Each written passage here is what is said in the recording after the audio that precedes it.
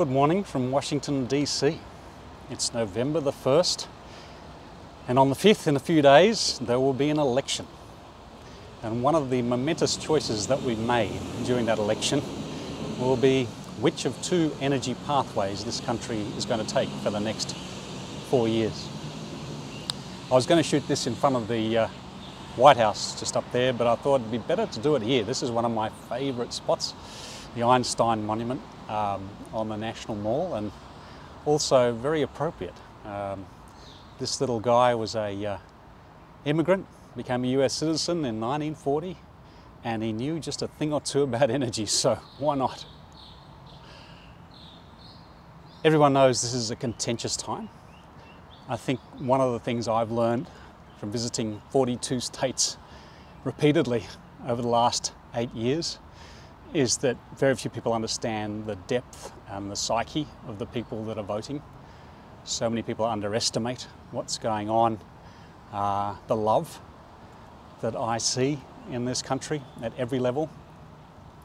If I digress into that just for a second, you know, everywhere I go I stay in small communities wherever I can to try and learn a little bit. Sometimes that goes in interesting directions. I've had drive-by shootings outside where I'm sleeping. I've had all sorts of experience, but I learned a lot.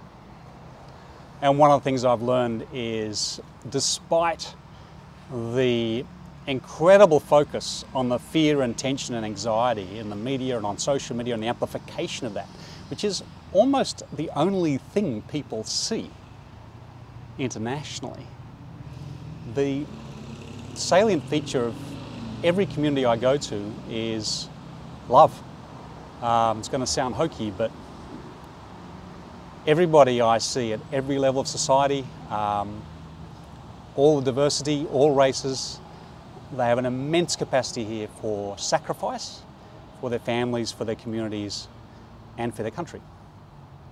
So I kind of share that love. I really love this country, and that's why I'm talking about energy, because not enough people are talking about energy as part of this election.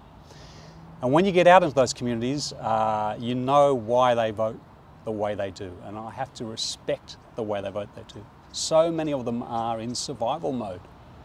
So many people I meet can't afford healthcare and have huge economic challenges around the cost of living. So you can't judge people for voting the way they do when they're desperate for change and grasping for change.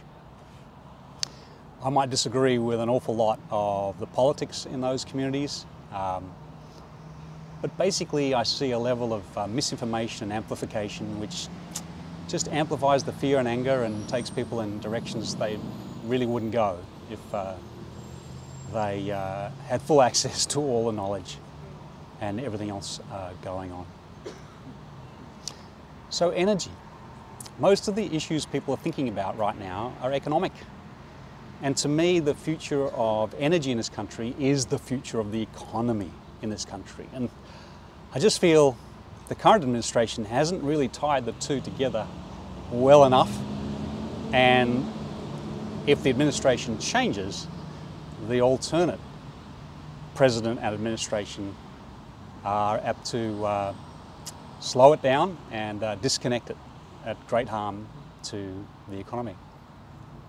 I'm very fond of saying that there's more new wealth to be generated from the transition to decarbonised energy than any other human endeavour in history. I say it a lot when I present, and it's true. Because we're not just talking about $73 trillion worth or thereabouts of direct expenditure. That's definitely going to happen. We're also talking about the savings in every company and every household, in every industry on the planet that go on forever. More new wealth. Now the US is going to be part of that new wealth, but how much a part of that new wealth and how long before they tap into it and where their competitive position is really does depend on the next 4 years. There's the fast path or faster path, and then there's the slow path. So when I look at poverty, when I look at the issues here around opportunity and jobs, they actually tie totally and directly to the energy future. What are the two paths? Well, one, the current party with potentially a new president pushed the Inflation Reduction Act, lots of incentives for renewables projects. Those transitions have been accelerated as a result, and those investments are there. They haven't done a perfect job. They've soft-pedaled it on the gas and fossil fuel industry generally, which is still the largest on the planet here. So there's so much more leadership that could have been displayed. But the alternate, last time, withdrew from the Paris Agreement, put a climate denier at the top of the Environmental Protection Agency, revoked or reduced over 100 environmental protection laws which directly transfer to disincentives for change in industry, and has vowed to repeal most of those provisions in the Inflation Reduction Act that relate to incentivising renewable. The alternative also uses different language, so they're active climate deniers still, whenever it suits them. That'll slow down the change, all of it. And it'll slow down the participation in all of that new wealth. So it'll come at an economic cost, and it'll be huge. Now, there's plenty of hope, regardless of what happens with which outcome, because we saw it last time, we're seeing it now. The states do their own thing, and they fight their own battles, and I've never been so appreciative of states' rights as I have been now. So we can look at California punching through 100% renewables for its grid on a daily basis almost, and soon it'll be 100% 24/7, almost 365 days a year, probably within 5 years. And we can say, look, that's a blue state. But there are 8 other states that are pretty much all red that are on the same journey, because the almighty dollar, the money to be saved in that transition forever, is monumental. So there's a lot of hope in that. The almighty dollar crashes through the politics every time. So what we're really talking about is not an inevitability about the endpoint. We're talking about 2 pathways, one of which will be a lot slower than the other, a lot more retrograde.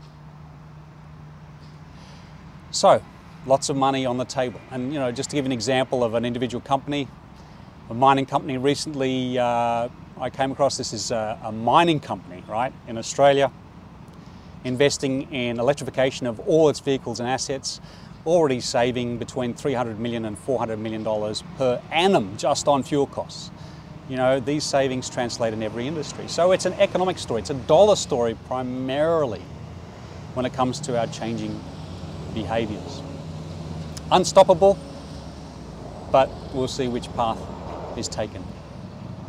So I haven't even mentioned the stuff that keeps me awake at night. Anyone knows me that the only things I lose sleep over are climate change, and where it's absolutely locked into heading now, and also the biodiversity loss related to ecological destruction.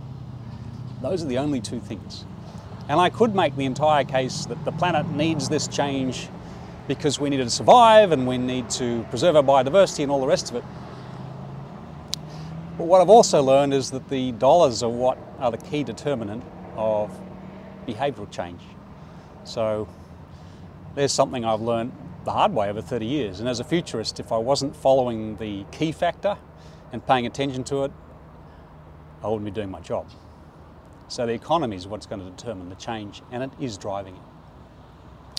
But here's the other message about the ecology, right? That translates into a direct economic cost as well. And we actually can start to quantify the sorts of impacts we're seeing. So I just did a presentation at an insurance conference yesterday, and we talked about 2 numbers a fair bit. And they both come from the insurance industry. Swiss Re, the biggest or maybe the second biggest global reinsurer there is. So one number was 450%, which is the increase in frequency of catastrophic weather events, fires, floods, big precipitation events, which we just saw in Spain the other day. We saw here in the US with some of the superstorms coming up through the Carolinas and through Florida. 450% increase since 1983. Wow, what's the cost of that? But that's just the frequency.